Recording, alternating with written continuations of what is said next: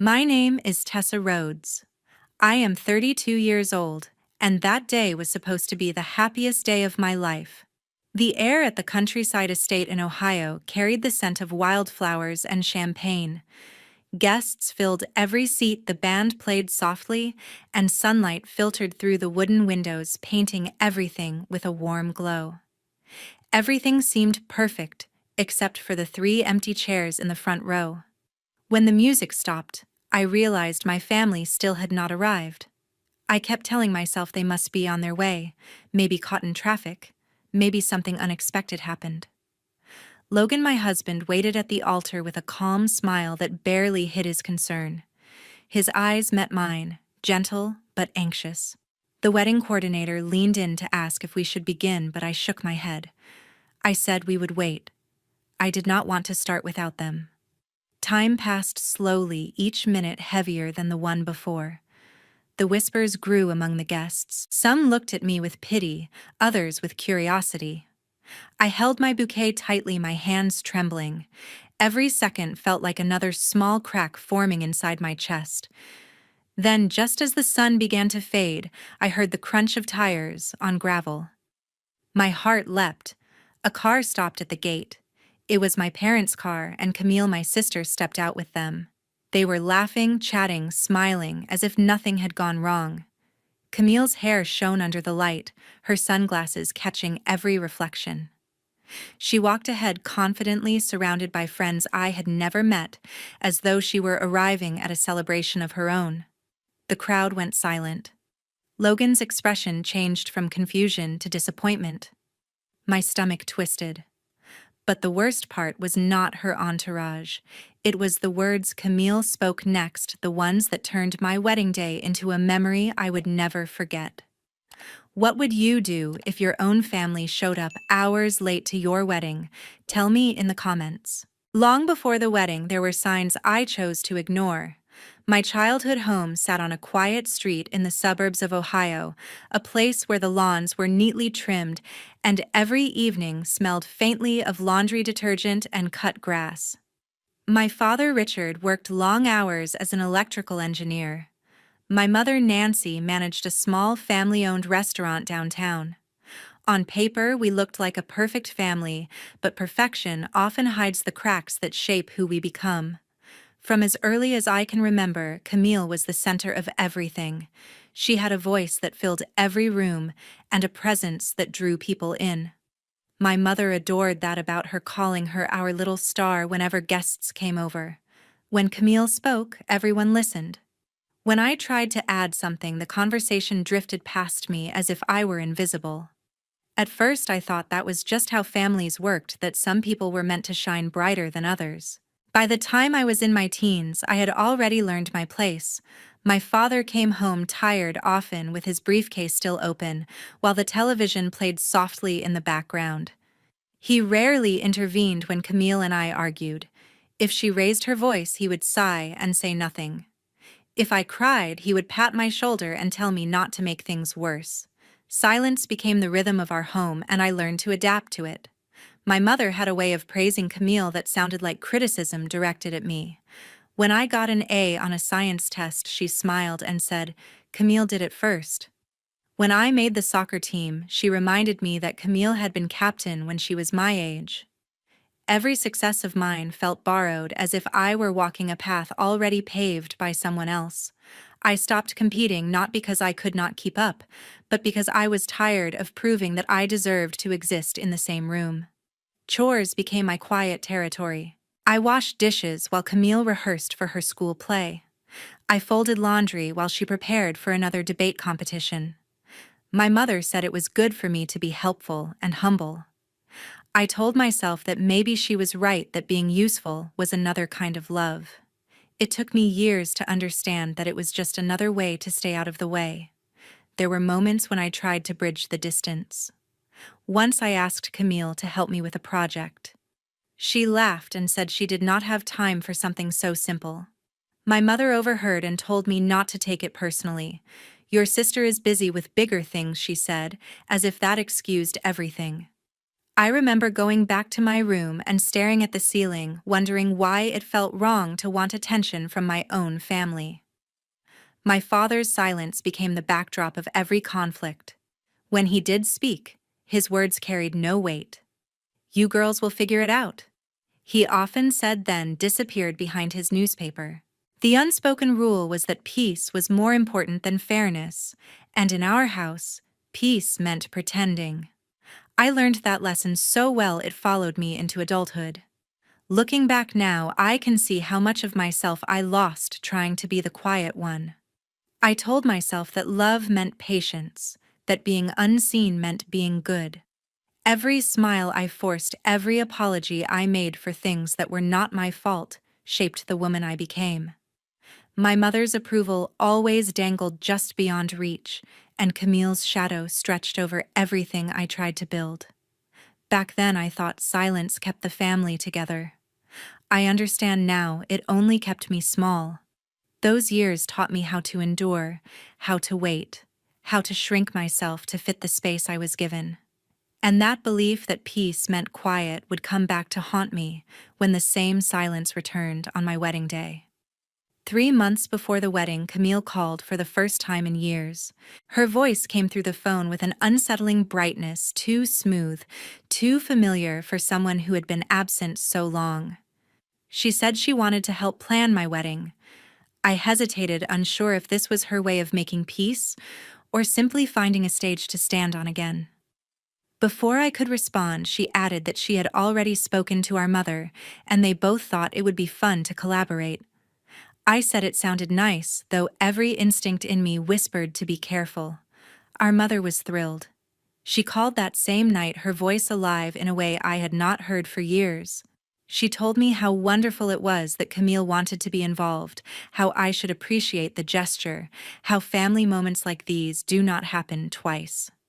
I listened, half smiling, tracing circles on the kitchen counter while Logan poured tea beside me. He raised his eyebrows when I told him what the call was about, but he said nothing. He did not need to. We both knew what help usually meant in my family. A few days later, Camille sent a list of suggestions. It came as a long email filled with links to luxury venues in downtown Columbus, floral designers' catering options, and even a stylist she claimed could elevate the look.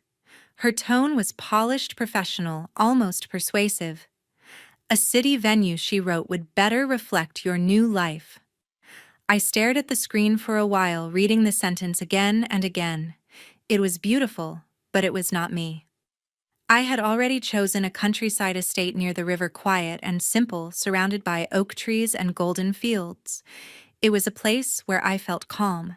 I wrote back politely, thanking her, but explaining that Logan and I wanted to keep the ceremony small and personal. The next morning, my phone buzzed with a message from my mother. "You really should listen to your sister. She knows what looks elegant." The words stung more than I expected. I told her I was happy with our plans. She sighed, said I was being stubborn, and ended the call abruptly. That small exchange set a familiar ache in my chest, the same kind I had felt so many times growing up whenever I dared to choose differently. Logan noticed I was quiet that evening. We sat together on the porch watching the light fade over the garden. He reached over, took my hand, and said softly, "You don't owe anyone control over your wedding, Tess. It's supposed to be your day." His voice carried a steadiness that grounded me. For the first time in weeks, I felt something close to peace. I nodded, promising myself that I would not let this become another battle. But battles in my family never announced themselves. They began quietly, with small remarks and polite smiles that later twisted into something heavier. Over the following weeks, Camille called more often. She said she had connections who could get discounts on decorations, that she knew a friend who could design invitations better than the ones I ordered. Each suggestion came wrapped as a favor, but behind it was a subtle insistence that my choices were not enough. I started to feel watched, even from afar. Vendors began calling to confirm updates that I had never made. The florist mentioned changes to the bouquet design that I had not requested. The venue manager emailed me about a new lighting setup that someone else had approved. When I traced the thread back, it always led to Camille. She had started contacting people directly, introducing herself as helping with the bride's coordination. Logan grew frustrated, offering to step in, but I told him not to. I did not want to turn our wedding into a war zone. Instead, I sent Camille a short message thanking her for her enthusiasm, but asking her to let me handle things from now on. Her reply was instant and sharp. "I was only trying to make sure you don't embarrass yourself." I stared at the words for a long time, the old wound inside me opening once more. That night, I deleted the email chain and told Logan we would keep everything small, private, and simple, just like we had planned. I did not tell him how uneasy I felt, or how certain I was that Camille was not done. Somewhere deep inside, I already knew this was just the beginning. A week before the wedding, everything started to feel off. It began with a photo Camille posted online. She stood in front of a mirror wearing a long white gown, her hand delicately touching her hair, the caption reading, "Can't believe it's almost here." Within hours, dozens of comments flooded in heart emojis, congratulations, and people assuming she was the bride. I stared at my screen in disbelief. I sent her a private message trying to keep my tone calm. "Camille, could you take that photo down? People think you're me?" Her reply came within seconds. "Relax, it's just a dress." No apology, no explanation. Just those 5 words that carried the same coldness she'd used all my life. My chest tightened, and before I could type anything else, she changed her profile picture to another shot from the same fitting. When I told my mother, she dismissed it with a laugh. "She's just excited, sweetheart. You know how your sister is." I wanted to tell her that was exactly the problem, that Camille always turned excitement into spectacle. But I stopped myself. I was too tired to argue again. My mother's tone made it clear whose feelings mattered more. My father called the next evening. His voice was gentle, as if afraid of breaking something fragile. He said he would come early on the wedding day to help with setup. It sounded like a small promise, but for me, it meant everything. After years of silence, even a few hours of his presence felt like an act of care. I thanked him and told Logan that maybe things were finally settling down. But as the days passed and the guest list filled, my father went quiet again. Each call I made went to voicemail. I tried to convince myself he was just busy. Renee, my oldest friend from college, came by a few days before the wedding. She brought coffee and flowers, claiming it was a pre-wedding sanity check. The moment she stepped inside, her expression shifted.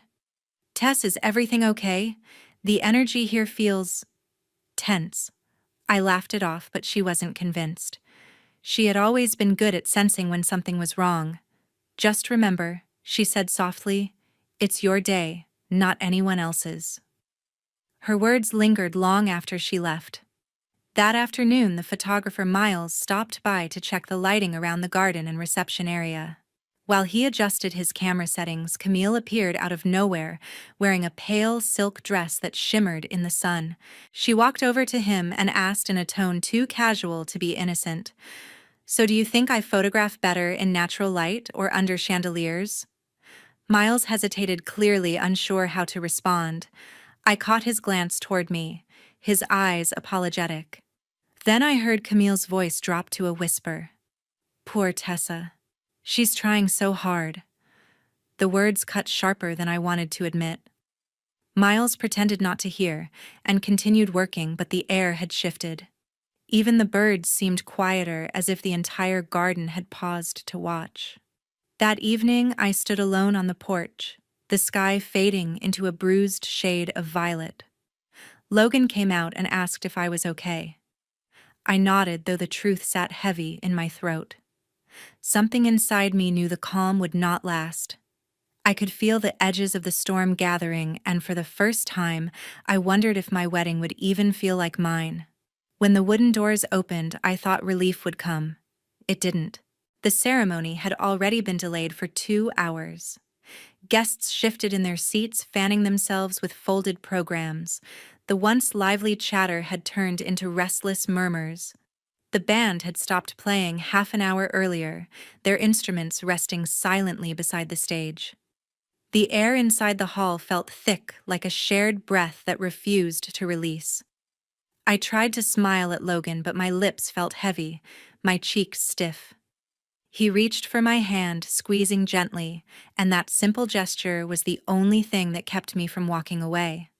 Then the sound of car doors echoed from outside. Heads turned. My chest tightened as I saw them through the open archway. Camille entered first, her hair styled like she was walking a runway, followed by my parents and a small group of her friends.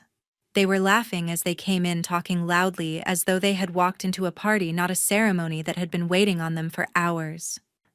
My mother waved at the guests with an apologetic smile that didn't reach her eyes. My father avoided my gaze entirely. Camille stopped near the aisle, glancing around as if inspecting the decor.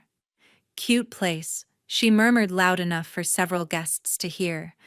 The words weren't cruel on their own, but the smirk that followed turned them into something sharp. A few guests exchanged glances. I felt every pair of eyes darting between us. Logan's hand tightened again. We finally began. The officiant's voice trembled slightly as he welcomed everyone, the tension in the air almost visible. My father was supposed to read a short blessing before the vows. He stood up, unfolding the small paper he had kept in his pocket. His hands shook slightly as he read the first line. Just as he began to speak, a loud clatter broke the silence. One of Camille's friends had dropped her phone onto the wooden floor. The sound bounced across the room like a slap. She bent down to pick it up, whispering an apology through a giggle. Camille laughed too, trying to make light of it, and suddenly the moment I had dreamed of for years felt cheap, like a scene being ruined in real time. My father's voice faltered. He glanced at me, then at my mother, and continued, his words barely audible. I could feel my heart pounding in my throat. When he finished, my mother stood up to smooth the tension. "It's such a beautiful day," she said softly, smiling toward Camille as if asking for her approval. Camille tilted her head and smiled back, that same knowing look that always made me feel small. Logan stayed silent beside me. His eyes were calm, but I could sense the anger he refused to show. The officiant invited us to say our vows. I turned to Logan, and for a brief moment the room disappeared. His eyes were steady, grounding me. I started to speak, my voice quivering but sincere. The guests leaned in, listening. It might have been peaceful if not for the sound of someone whispering near the back. Camille was leaning toward one of her friends, muttering something, and they both laughed quietly. My stomach twisted. The officiant glanced nervously in her direction but said nothing. I pushed through the rest of my vows. Logan spoke his next, his voice low and sure, and I almost believed that everything would be fine. But as the rings were being brought forward, Camille stood. The scraping of her chair made everyone turn. She smiled widely, eyes glittering under the chandelier, and said something that made the entire room freeze. The sound of her words didn't fully reach me. It was as if the air had been sucked out of the room. Conversation stopped. Someone dropped their champagne glass. The silence that followed was complete, heavy, unbearable. Logan turned to me, his expression blank, his jaw clenched. I could feel my own face draining of color, my pulse echoing in my ears. I didn't know it then, but that moment the words Camille had chosen to say would change everything. 2 days later, an email from Miles landed in my inbox. The subject line contained only one word: footage. For a moment I thought he was just sending a few extra photos from the wedding. My fingers hovered above the keyboard, unsure whether to open it. Curiosity won. Inside was a short message: "I thought you should see this before I delete it." Attached below was a single video file titled BehindTheScenes.hu. Logan was sitting beside me, his arm resting along the back of my chair, reading the message over my shoulder. We exchanged a quiet glance, the kind that carried more meaning than words could manage. I clicked play. The screen flickered to life with a shaky shot of the garden before the ceremony. Chairs were being arranged, ribbons fluttered in the breeze, guests moved lazily through sunlight. Then the camera turned toward the entrance. Camille stood there with her friends dressed early, radiant, and poised as if it were her own show. Her laughter cut through the background noise, clear and confident. "Let's make this the wedding no one forgets," she said, tossing her hair as the others laughed. It wasn't playful. It was deliberate. In the corner of the frame, my mother stood near a column adjusting her bracelet. She didn't react, didn't interrupt, didn't even look uneasy. When Camille repeated her line louder, my mother smiled. A small, knowing smile, the kind that confirmed she had heard and didn't mind. Something inside me curled tight. It wasn't just Camille's cruelty that hurt. It was my mother's silence. Logan leaned in, his brows furrowing. "She knew," he said softly. His tone wasn't surprised, only tired. I couldn't look at him. I replayed the line again, hearing Camille's voice echo through the room, sharp and confident, each word a fresh wound. The video continued, showing fragments of moments before the ceremony. Camille adjusted her lipstick, posing in front of the mirror. "At least the cheap lights will make me stand out," she muttered, earning laughter from her friends. I paused the clip. My stomach twisted as I stared at the frozen frame of her smiling face. Logan asked gently, "Do you want to send this to them?" His question carried another meaning. Did I really want to open that door again? I hesitated, then nodded. Some part of me still clung to the hope that it was all a misunderstanding, that someone would finally take my side. I forwarded the video to my mother with a single line, "I think you should see this." Then I waited. The minutes turned to hours. When her reply came, it was one sentence: "You're overreacting." I read it out loud, my voice trembling. Logan sighed and ran a hand through his hair. My phone felt heavier than before. I started typing, "You were there. You heard her." Then I deleted it. What was the point? My mother had always chosen peace, but it was never peace for me. It was the kind of peace that meant pretending nothing was wrong. I stood and walked to the window. The sky over the Ohio River was gray, the air thick with the kind of stillness that felt like waiting for rain that never came. Logan came up behind me and wrapped his arms around my shoulders. His warmth was steady grounding, yet I felt something inside me fade. "I think I'm done trying," I whispered. The words slipped out quietly, but once said they felt final. For years I had tried to fix something that didn't want to be fixed.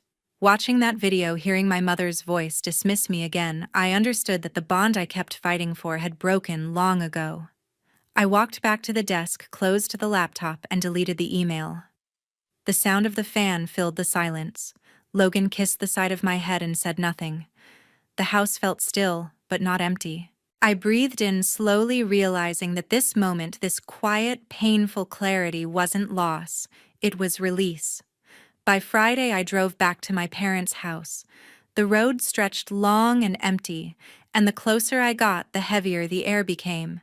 The white fences, the trimmed hedges, the mailbox with peeling paint, nothing had changed, yet everything felt foreign. I parked in the driveway, turned off the engine, and sat there for a while, watching the curtains move slightly in the living room window. Someone was home. I wasn't sure if that comforted me or made it worse. When I finally stepped inside, the scent of lemon polish and coffee filled the hallway. My father was sitting in his armchair reading the newspaper as if it could shield him. He looked up, startled, then immediately lowered his eyes. "Tessa," he said quietly, folding the paper with careful precision. My mother emerged from the kitchen, her expression tight, her movements brisk. "We didn't expect you," she said. I could hear the tremor behind her composure. Camille appeared a moment later, barefoot, phone in hand, smiling like nothing had happened. "Wow, look who's back," she said, her tone light but her eyes sharp. "You always make yourself the victim. Maybe try letting it go for once." Her words sliced through the room like cold air. I took a slow breath and placed my bag on the table. "I didn't come to argue," I said. "I came to show you something." My voice was steady, but my heart was pounding.